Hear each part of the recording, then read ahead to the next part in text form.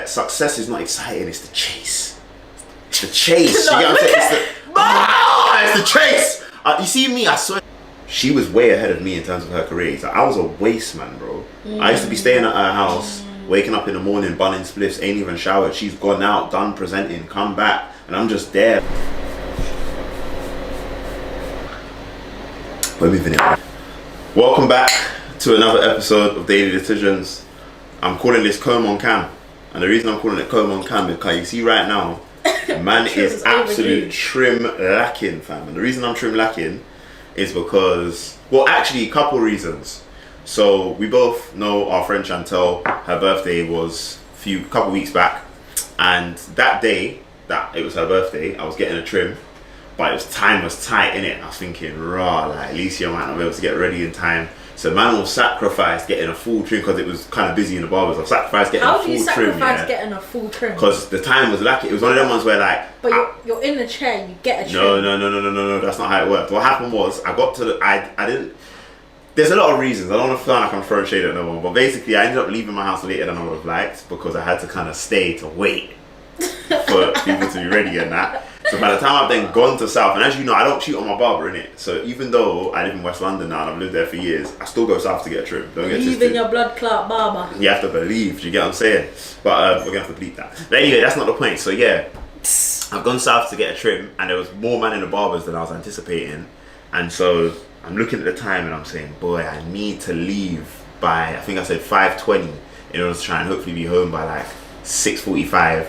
My clothes, I already said, yo, like, I'm like, my mum was coming to my house to collect Nova, so I said, yo, do you mind like just doing me a favour? I ain't in my clothes since I was probably about 10. Do you get what I'm saying? But if you don't mind, do you get what I'm saying? Like, it's there, innit? Just so anyway, now I'm like going in the chair at like 5:10 or something. Like, it was techie, so I said, there's no time for a full trim. Just shape me up. But I know at the same time. What's a full trim? Is that the side? Fade, yeah, proper like so getting a full blown fade. How long does that take usually? Minimum 45. 25 to 30. Yeah, but you could. I feel like no, but this is the thing. I didn't want to be bad man and then make Lucia be waiting for me, and then we're mad late for Chantal. But anyway, so long story short, I said I'm gonna, because I didn't want to be the one to be the liability in it. So I said, all right, cool, just shape me up. But I know I'm going on a holiday. Well, not holiday. I'm going to for a trip in like 2-3 weeks. So I said, I'll just firm it. I'll firm it. So I said to my barber, I'm just gonna firm it in it. So now. So is this 2-3 weeks growing out? No, but remember, I only shaped up the other day. So this is technically grown out for like the last 5 weeks.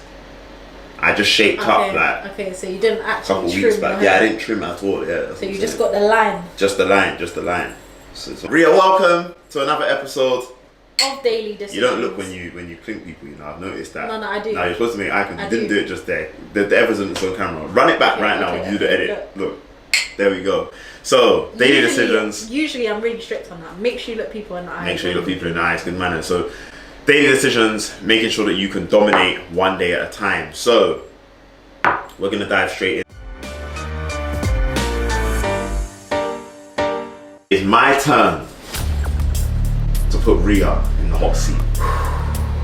Ria, the person I would like you to guess was doing an apprenticeship in engineering outside of London.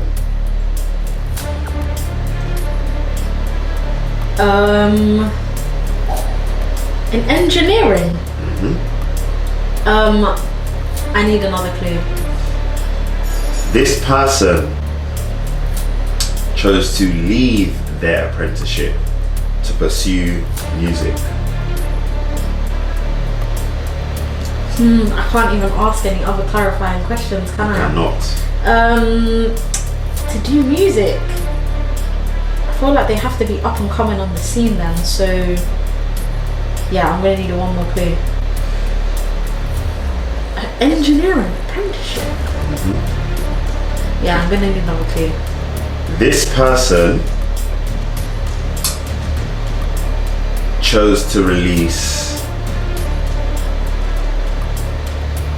an EP in 2014, and in the same year did a Fire in the Booth and a Fire in the Booth cypher. Is this Dave? No, it's not Dave. This person released their debut album in 2017. I want to ask a question, yeah, but just because me and Lewis have an inside joke, it's gonna be a little giggle on that. Is it Young's Teflon? It's not Young Teflon still. It's not Young Teflon. I feel like you're out now. I thought that's all 5, no? Hold on, wait. Apprenticeship, left the apprenticeship. 2014. Okay, no, you got one more. I got one more. Yeah. So you can still get 1 point. Remember, I'm on like 3 or 4 points, you know, guys. This person did a freestyle outdoors in 2015 that almost went to the UK. That almost went number 1 on the UK charts. Freestyle. Outdoors. I love how you just remember the years as well, like, or did you? You must have done some deep research on this. No, I just remember kind of stuff like this. I remember stuff like this. 2015 freestyle. Outdoors, that's a big giveaway. Big giveaway outdoors. No, what you saying? No, you're taking the thing, man. No, nothing going on. Alright, Rhea disqualified. You know, Rhea is disqualified. I don't know. I have to give up because I don't know. Who is it? Man, try to say he's better than me. Tell my man, shut up. Oh, it's Stormzy. Come on, man, it's Stormzy. Fire in the Park. Yeah, you did apprenticeship in engineering. Oh yeah, I remember the park thing. Yeah, that's what I'm saying. Yeah, Do you know tell what, my it's man, funny, shut up. I watched it, guys.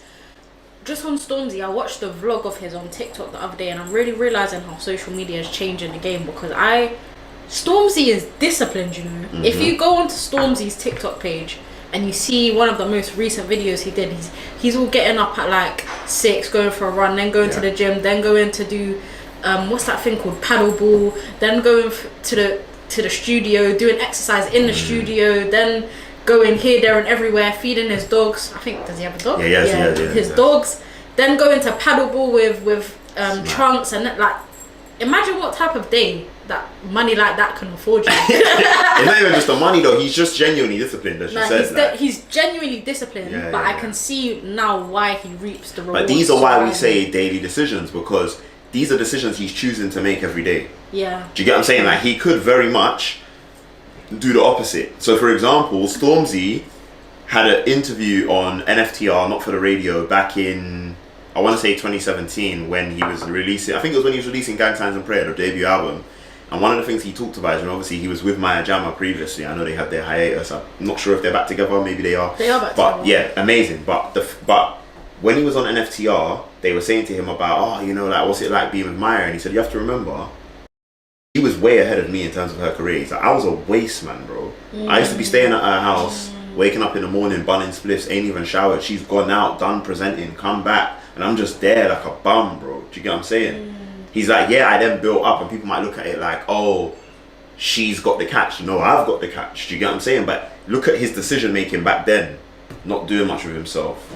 Bunning spliffs, just like, what, like, no disrespect to people who that may be your life at the moment, but it is decision making. Do you get what I'm saying? And then, as a result of poor decision making, he also lost her.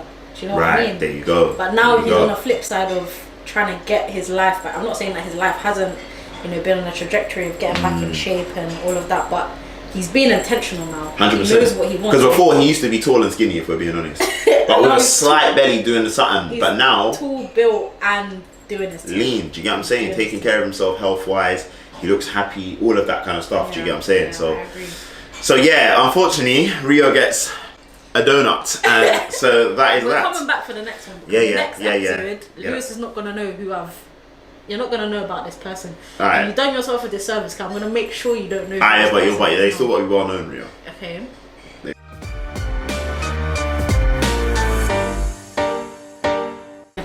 So Lewis, let's describe your week in 3 words. Describe my week in 3 words. Focused, changing, and disheartening to some extent. Really? Yeah. Why? Focused in the sense that I was super clear on what it is that I wanted to do. You know, obviously I'm part of the UOU mastermind with Eric Thomas, and some of the conversations had in the mastermind that week, this week I should say, were really helpful to help me think about well, what is it that I'm working on and working towards, I've got a coach in the mastermind who I hadn't really been with him before, and I think we've got very different personality types. As you can see, I'm very sociable, very personable, very. He does this. No, now I know it's 6 a.m. for them, 11 a.m. for me, so I'm at a different energy level because of the time of the day. But he will literally be in the call like this, Lewis. Then I'll say, yeah, so today I'm working on this, or yes, if it's not on Monday. Yesterday I said I was going to do this. This is what I got done. Today I'm working on this, and he'll just go, Sally, and he just moves on. So he doesn't. That's how he is. You tell him what you've done, and you tell him what you're going to do for the day. You tell him what you got done yesterday and what you're going to do for the day. But whereas if I've been in a room with someone like ET before, someone more like that personality type, he'll be like, oh, okay, that's cold, yeah, so what does that look like, or whereas this guy's just and then moves on, unless he feels like there's a lack of clarity. But I've noticed I've learned how to kind of appeal to him a bit more. But the reason I use the word focus is because I think it's driven by his energy. He's very focused on, no, what are we here to do? He's not here for the faff. He's not here for the faff. He's not here for the fluff. bubbles. He's not here for the faff. He's not here for the bag along talking. He's on, what are we here to do? And more importantly, what you guys are telling me, does it align with what you said your 90-day goal is? And so this is why I say focus. So he was like, yeah, I need everyone to send me their 90-day goal. And I was wondering what format he wanted that in. But we already have an application that they've given us in order to put our 90-day goal into. So I said to him, can I just export it from there and send it to you? He said, yeah. And I said, but when I do it, I've put milestones to each goal. So if I export just the goals, you only get 3 things on a document. Whereas I'm sure you want to see each milestone under each one. So now you're going to get 3 exports. Is that cool? My man perked up now. He's like, oh yeah, that's dope. Actually, I think everyone else should think about how Lewis is doing it. And so I've noticed, when it comes to anything results focused, when it comes to anything systems focused, he's down for it. Do you get what I'm saying? But I say focus because I entered the week with that focus on those things, and I maintained said focus. But then this is where my second word, changing, comes in.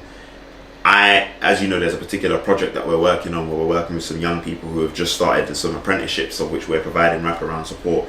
And one of them in particular has found the start very challenging for her. Nothing to do with the job itself. She loves the job. She said it's an amazing environment. She's she understands how much they're doing to support her, but she's got so many complex challenges outside of work that means she often just needs support. And I'm so down for that. But obviously you can't plan for when someone needs support, right? Yeah. So I say changing for that purpose.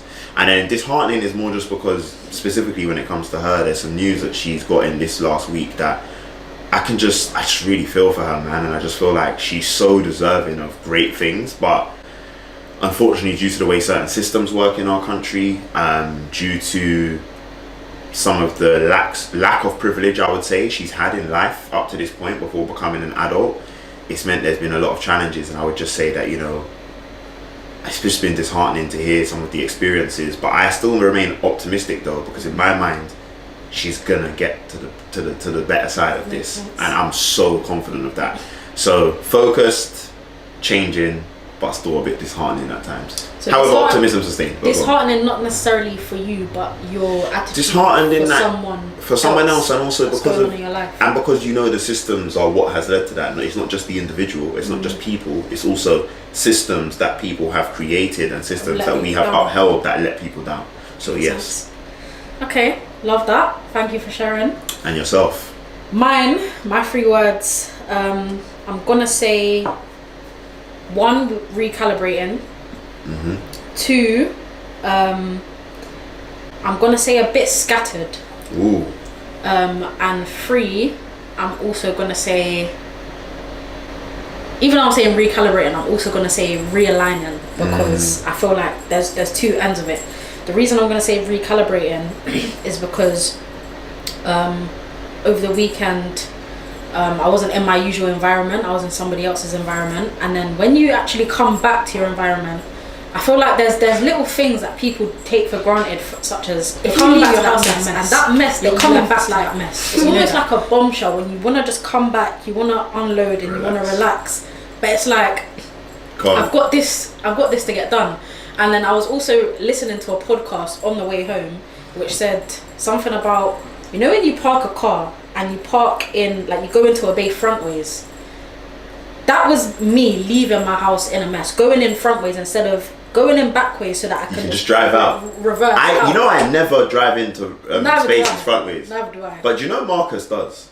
I found it so scary the other day. I was with him. He always drives in frontways. I was like, bro, what are you doing? Like, I was really concerned. Like, I literally wanted to tell him, no, get out, let me park. Do you get what I'm saying? I was really concerned. But yeah, go on. So, I'd say recalibrating is just, for me, learning to prioritize it, not necessarily big responsibilities, but even the little ones, like doing your dishes and etc., because cleanliness is next to godliness, and 100%. When you come back into an environment that feels peaceful, that feels stable, that feels secure, you just feel better in yourself. And I didn't realize how much of an effect that has on your mental health. I wouldn't even say mental health, like for me personally in that situation, wider generally, yeah, mental health, but in that moment I was just thinking, like, I really could have, like, I could have been doing something else now, and the energy that it's going to take me to do this, I don't even think I'm going to be able to do what I want to do afterwards, because it's just not looking right now.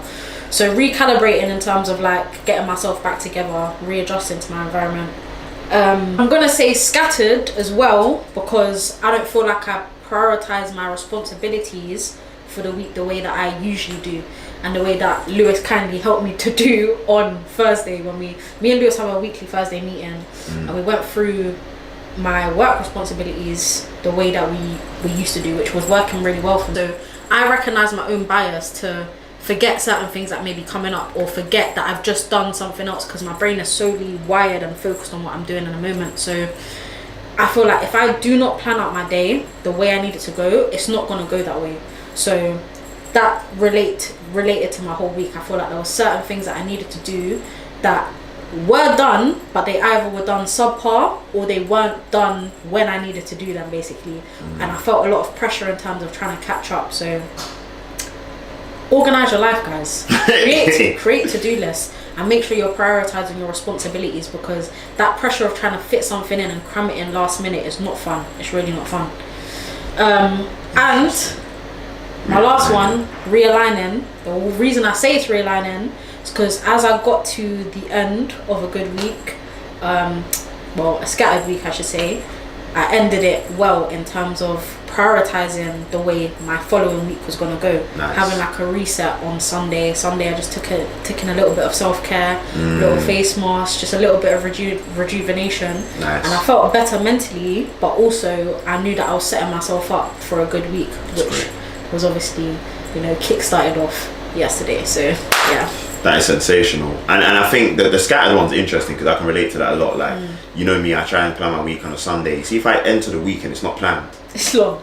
I have no idea what I'm doing. Like it's actually, like, I mean genuinely no idea. Like, I will literally wake up on the Monday and be like, what do I do? like who am I? Like, what like, the only thing I do know is I'm gonna get up, I'm gonna make fruits for me and my family. Obviously, I'm gonna do a little reading, and then I'm gonna go to the gym. But then I get back from the gym, and alright, cool, I'm gonna drink bush tea, I'm gonna meditate, I'm gonna drink sea moss. But what do you do after that?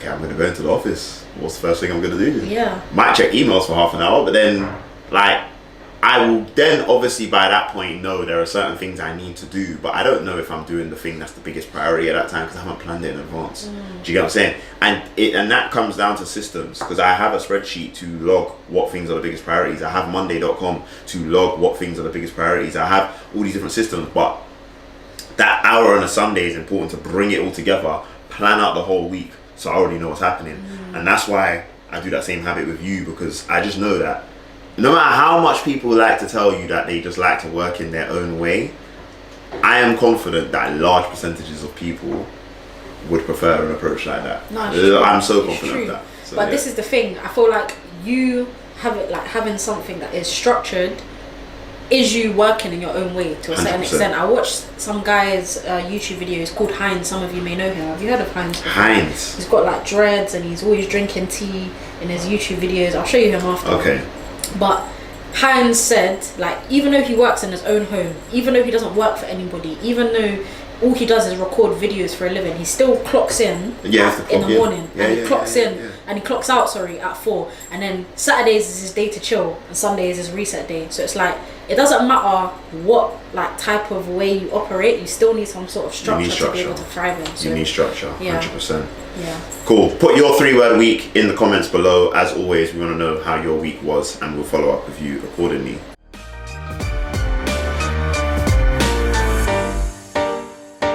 The day. Right. Decision of the day this week, family and friends. You are at an event and meet a couple of people that you feel are both interesting and also could be good relationships to have for your business or career. So you've gone to an event, you've met a couple people, you think, right, they could be kind of cool to stay in touch with for my business or career. You lot are vibes in, you're hitting it off. Do you get what I'm saying? Like, you feel like you're building a good relationship. Then they say, oh, you know what? Like, we're actually thinking of going for dinner after this. I know it's a bit late, but you know what I'm saying? The event's wrapped up about 8:30, 9 o'clock. We were planning to go and grab some dinner. Do you want to come? Hold on. You got an early start the next day. So like, let's say, for example, we're going to run a program. Could be a social mobility or an EDI based program somewhere out of London. Need to leave London by 8 a.m. Are you going to the dinner? To be honest, I want to say yes. I also want to say no, for obvious reasons.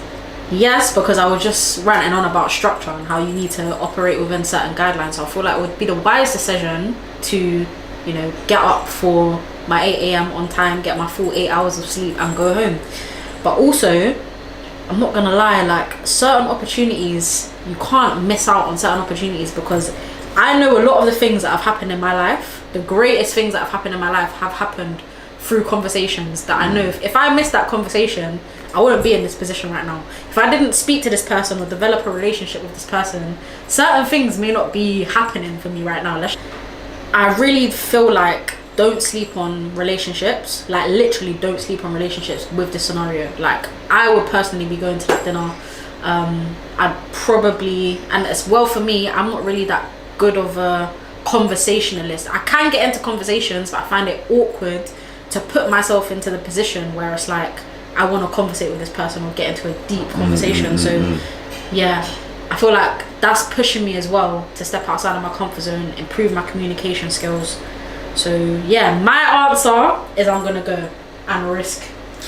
So let's explore the opposite. So how could you say no to the invite but still maintain the relationship? So I think sometimes saying no is good, because then you come across as busy and you're not easily accessible. You know me, like, I'm a big believer in relationships. Like, Lewis plays hard to get. Yeah, no, but that's the thing. Sometimes you do have to play hard to get. Our biggest client right now, I played hard to get for 2 years.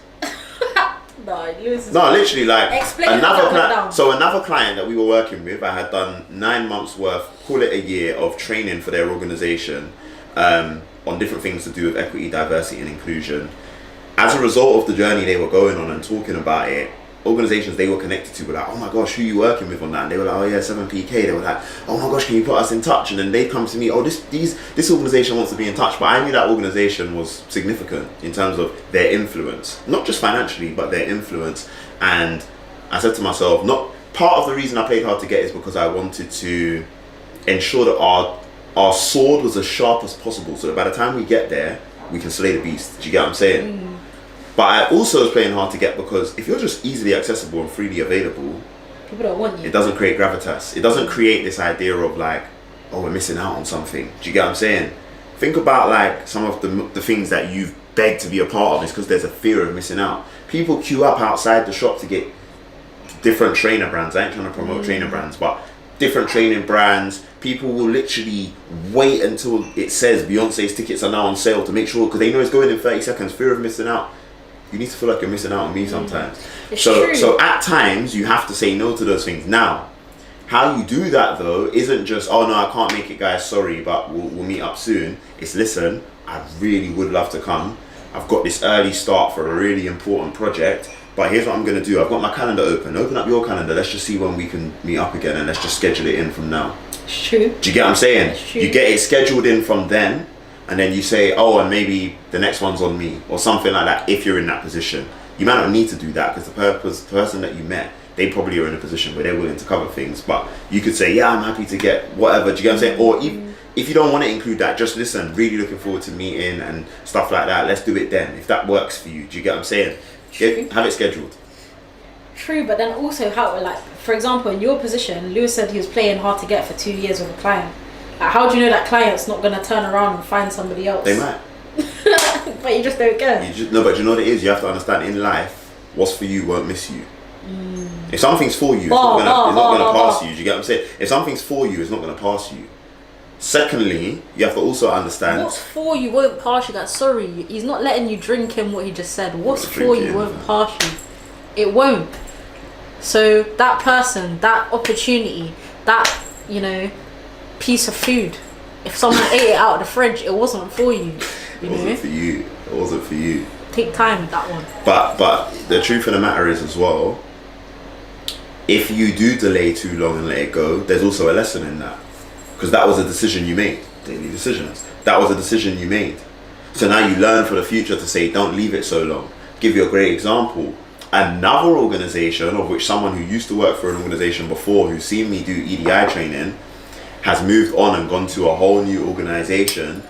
In being there, one of the first people she suggested in terms of that organization needing EDI training is who? Lewis from 7PK.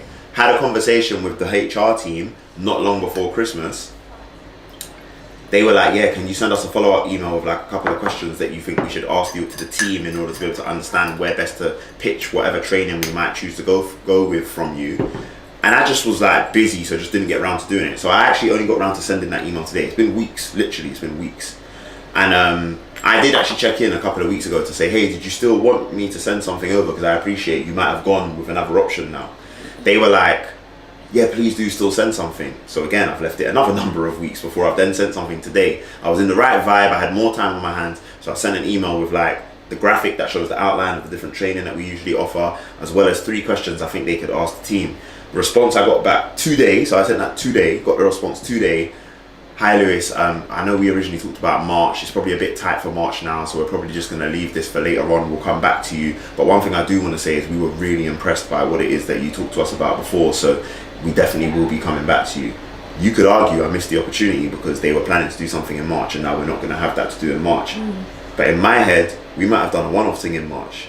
Now I've sent you the overview of everything we offer, plus the I might have just worded those questions so well that they might have gone, this can't be a one-off training with them. So we don't know.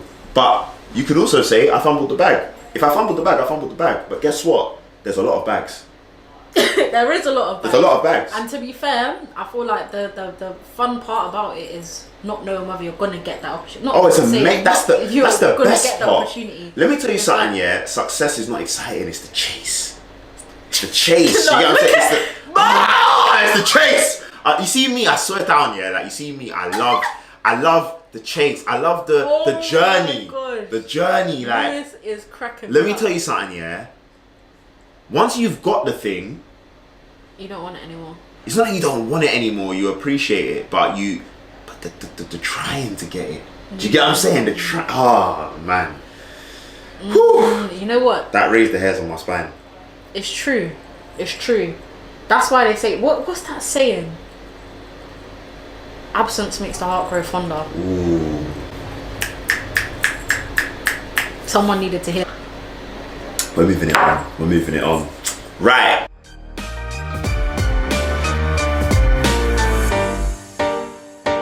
I told you I wanted to talk about this.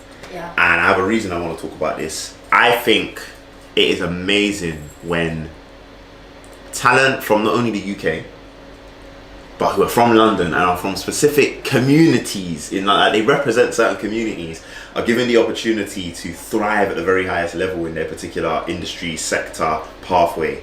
And I think it is fair to say that Daniel Kaluuya has done that.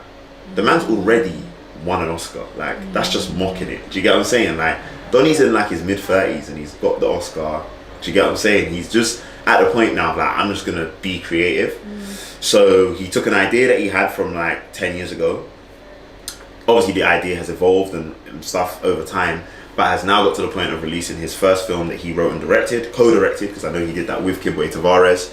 And the film is called The Kitchen, and it stars Kane Robinson. I didn't know he directed that, Who, Daniel Kaluuya? Yeah, he wrote and directed The Kitchen. Wrote and co-directed The Kitchen. So it's an idea he had 10 years ago, sitting in the barbershop of all places, funnily enough.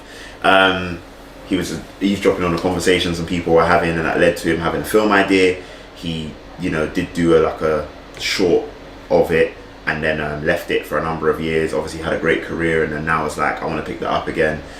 So yeah, successfully put together a film which has amazing actors and actresses in it. It's on Netflix, so he's got the Netflix deal. Like mad big up to him, big up to Kane Robinson as well, to transition away from Top Boy to do something else now as well.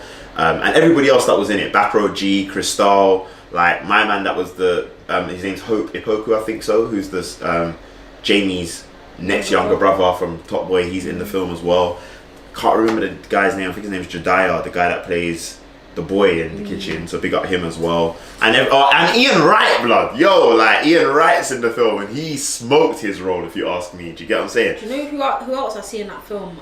Some of you may know the Cabs family on TikTok. And the Cabs family, the daughter is in it. And I was thinking, wait, is that her? But also, just looking at the Cabs family and how they've raised their children in, I'm not saying in the public eye, but vlogging and all of that, just seeing how their children have grown, and now one of the younger girls has got into a role like that. It's nice. Sensational. It's nice to see.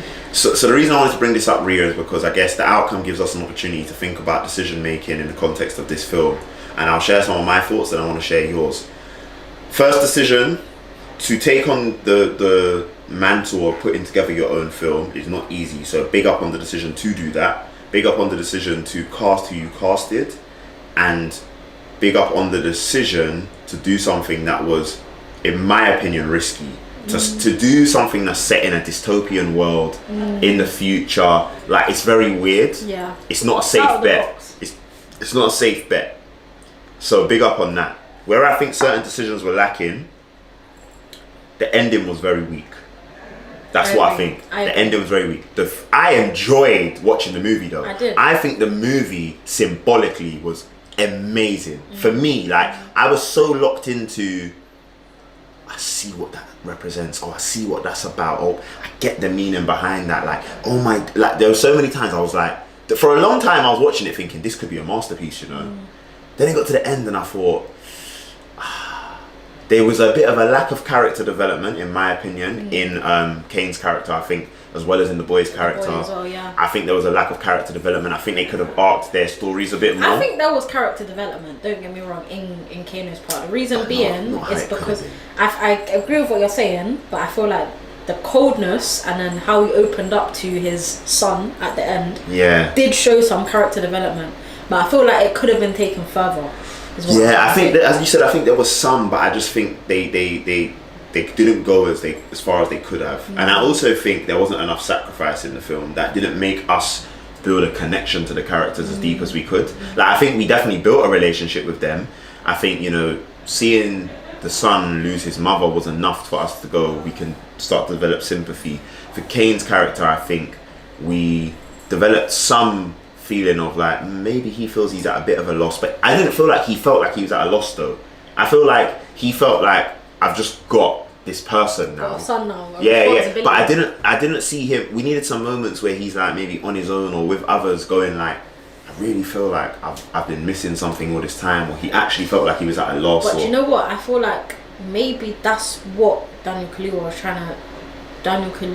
was trying to show. Like maybe he just accepted that he had a responsibility and ran with it. Do you know what I mean? But I don't think in the real world that's what happens though. I think people do accept responsibilities and run with them, but there's still an emotional attachment to the responsibility. There's an emotional there's a why. We don't know the why. But how many like people stories have you heard of? It's like your child or someone finds out they have a child or responsibility that's quote unquote pared off on them, Yeah. and they just accept it and they run with it. Not necessarily to say that they develop any more love for the child or for the situation, but they just accept, I have a responsibility now and have to But do then, what I have to do. but then that, I don't know if that makes for a great film, I'll be honest, and a great story, because then we don't know the why. Like, because yeah, it does. I don't think it's a strong enough why for us to really attach to. The other thing, I'm sorry to move off from this, but I just want to say it before I forget. The other thing is, I feel like you see the little group that one could class as like a gang. They could have done more with their story. I feel like something needed to happen more than just the whole like, okay, you've got the police locked in now. Like something needed to happen with their story. Maybe one of them needed to unfortunately get killed by the police, or something that was even more symbolic, like a police brutality thing. Like something needed to happen, or maybe they need to just go on their own arc of like being able to make peace. I don't know what it was, but something could have been more done with them. Maybe even the son would have planned to fully join them. Something. Do you get what I'm saying? I feel like there was a lot of breadth, but the depth wasn't necessarily. That's it. Necessarily depthing. So for me, that's where I think they could have just done more with it. Do you get what I'm saying? Even Ian Wright's character, I wanted to know, how long's he been there? Why has he been appointed to do that role? Did he always used to do that? Was he a radio man before? Yeah, I wanted to know how did he even get the equipment? I feel like something like that. Also, we don't know how the kitchen was created. That's where they could have used Ian Wright's character. They could have had Kano go with the son to his flat and have a reasoning. They sit down, they have a food, they have a... Do you get what I'm saying? Like, I want to know them things. Do you get what I'm saying? It's true, I never thought about it like that. But I did think... I feel like, guys, when you watch a film and you watch it, like, I can't lie, I really liked it and I was wowed to some extent, but I also feel like there's some movies you just say, wow. Like, you look at them, you're just like, wow. Like, I can't forget about that film. Do you know what I mean? So... what Lewis is saying, I feel like tying that whole story together would have made it wow. It had so much strength, but there was, it lacked a wow. So the outcome, the kitchen, let us know your thoughts in the comments below. Also, we didn't even get you to share your thoughts about the decision of the day. So tell us your thoughts about that. Would you have gone to the dinner, etc.? But let us know in the comments, the kitchen, the dinner. Look at that, they connect. That's mad. The kitchen, the dinner. Yeah, exactly. Go right now after you. In fact, whilst you're listening to this, whilst you're watching this, go in the kitchen and cook your dinner, because some of you need to stop on the Uber Eats and Deliveroo thing as well. With that being said, we're now going to go into our final segment and close off today's daily.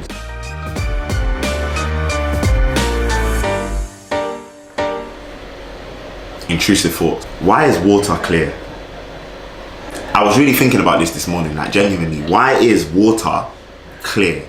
I know there are other liquids that are clear, but usually they are water based. But the point is, water being clear to me is representative. Do you know what it's representative of? In theory, it's representative of purity, right? Because of the fact that there seems, when we look at it, to be no impurities. Do you get what I'm saying? If I take mud and I throw it in here, I take something else, I throw it in here, you could argue it has tampered with the purity of this liquid. But actually, I think water being clear is symbolic of foundation. Because when I think back to my time in science in school, when you take something and you mix it in with water, it becomes what they call a solution. You missed it. You took something that was clear on its own, it hydrates, but you add something to it and they call it a solution. So what that means is, in our lives, we are confused because we lack clarity. We're not getting things to be see-through enough. We're not making it clear enough for us to then know how we can apply some other resources, mix that with the clarity we had, i.e. the water, and create a solution. So if you're going through a challenge in your life right now, I'm going to be real. Before you even try and take an action, I need you to pause. I need you to remove whatever impurities exist and get to clarity, because the clarity, the transparency, the purity, combined with whatever resources you feel are available to you, that is how you're going to find your solution, and that is how you're going to move forwards. Daily decisions.